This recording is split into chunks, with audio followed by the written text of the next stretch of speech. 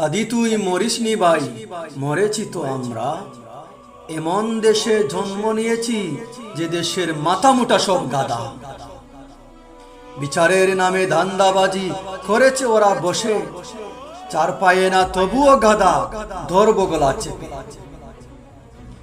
কোন দেশের কোন শকুন এসে মাথায় করলো স্থান, হায়নার মতো খেড়ে নিল আমার ভাইয়ের প্রাণ।